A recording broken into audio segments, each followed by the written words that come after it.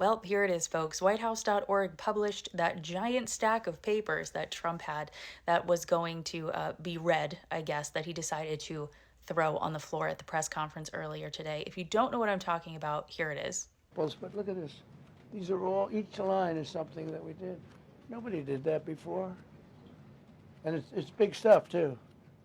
Look, we have the hottest country in the world. Anyway, like I said, it's available on whitehouse.gov, and I thought I would bring you some of the highlights because it's interesting for sure. Starting off strong, I do want to make a note here that the word Biden appears in this document of 365 items that are supposed successes 39 times. Do with that information what you will. But yeah, here we go. Some highlights for me. Filed multiple lawsuits against states and cities obstructing federal immigration law. If you're the president of the United States, I don't care how far left or how far right you are, filing multiple lawsuits against your own states, not an accomplishment. Then there's some mention of forced Canada and Mexico. Yeah, my guy, you don't force other countries to do anything, despite what you believe. Then he was super proud of talking about how he designated his imaginary friend Antifa as a domestic terrorist organization. And thank God we have new tariffs on movies produced in foreign countries. Just a general section about how he brokered peace everywhere, I guess. Interesting for a guy who wants to literally remove us from NATO by invading Greenland. And he restored maximum pressure on Iran. What that means, I don't know. There's no specifics. He just applied pressure. This could be as simple as him sitting at his desk and pushing down on a map of Iran.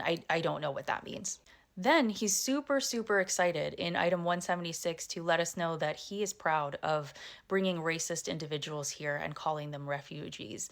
And on top of that, this is amazing to me, 179, he himself secured the safe return of NASA astronauts who were stranded in space for 9 months by the Biden administration. That to me is crazy that a president, former President Biden, could send astronauts to space himself, by the way, and then Donald Trump could go out and retrieve them. That's great news.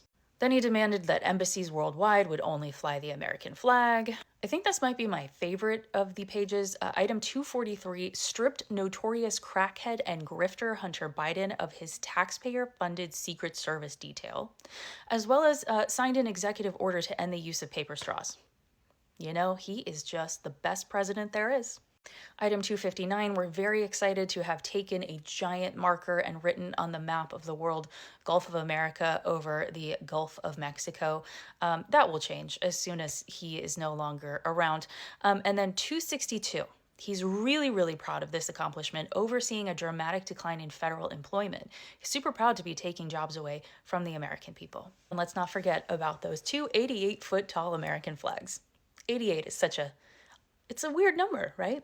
This one's fun too because we have to write Barack Hussein Obama, not Barack Obama, not former President Obama. It has to imply that he might be from the Middle East and therefore, I guess, a terrorist. That's what the thinking is, which is weird when you have Kash Patel in your cabinet.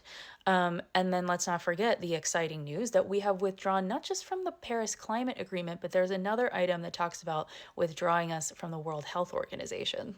The United States of America, we just stay winning.